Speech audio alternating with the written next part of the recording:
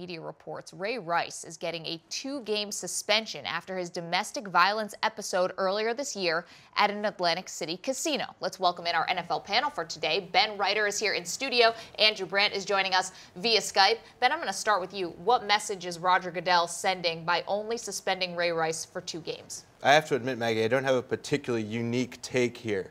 2 games? 2 games, Commissioner Goodell. Ray Rice punched out his fiancée in public. The NFL had a chance to make a statement on domestic violence, on violence against women. They didn't. 2 games. Most running backs sit out 1 or 2 games a season anyway, right, to save themselves. So now, Ray Rice is going to get a 2-week vacation, get back on the field as if nothing happened. There's just something that doesn't add up about the NFL's disciplinary policies as related to marijuana, as related to domestic violence, as related to the way that different people are treated differently based on how big their star is. This thing stinks, Maggie. I think it's a terrible result, and I think that's really the reaction you're seeing across the sports world. Andrew Brandt joining us via Skype. Andrew, you're a former front office executive with the Packers. You're a former player agent as well. What do you think of the 2-game suspension? Well, it's really interesting. Ben's reaction is all across the internet and Twitter and everything else. I think it's interesting, number one, that this reaction is coming about Roger Goodell, who universally has been criticized for being too harsh with player conduct, too harsh with player discipline, and now it's the other way around. Listen, I think as a former agent, as a former front office executive, and as a current member of the media, all of those, I think the problem the NFL has is that there aren't established criteria here. It does appear to be arbitrary, capricious. We don't know what the factors go in. When you see someone discipline a whole year for marijuana, when you see someone discipline for stepping on a player for 5 games, and this is 2 games. Listen, I think what has to happen is the totality of the circumstances need to be known, and we're not going to know that. There's no transparency in the bargaining issues that go into whether a guy gets 1 game, 2 games, or 4 games.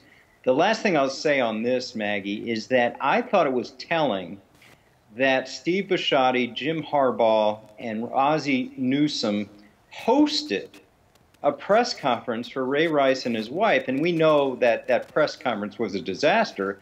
But the fact that it occurred at the Ravens tells me they were not only supporting him privately, but supporting him publicly and perhaps even vouching for him to the commissioner's office. I'm not sure a lot of these guys that are suspended get the GM and the head coach and the owner sort of opening up their arms to have a press conference as the guy's about to be suspended. Yeah, Andrew, take us through what the team is doing today. Are they in scramble mode? Because now they know Ray Rice is going to be suspended for 2 games, but the public outcry here is that the penalty is too lenient. Of course, the team doesn't want to suspend him for more games. That would hurt them. How's the team going to respond here?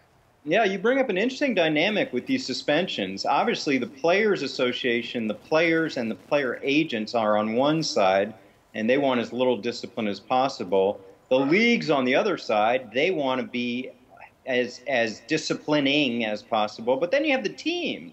The team's in a tough spot because the team wants their best players on the field, but they understand their management. They're on the side of the league, and they have to abide by this personal conduct policy and support it.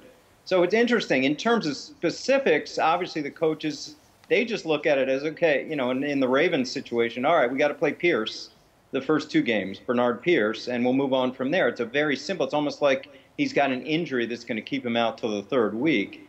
But again, the team runs a very fine line here, having to support the league, but also supporting their player. I always found that balance difficult.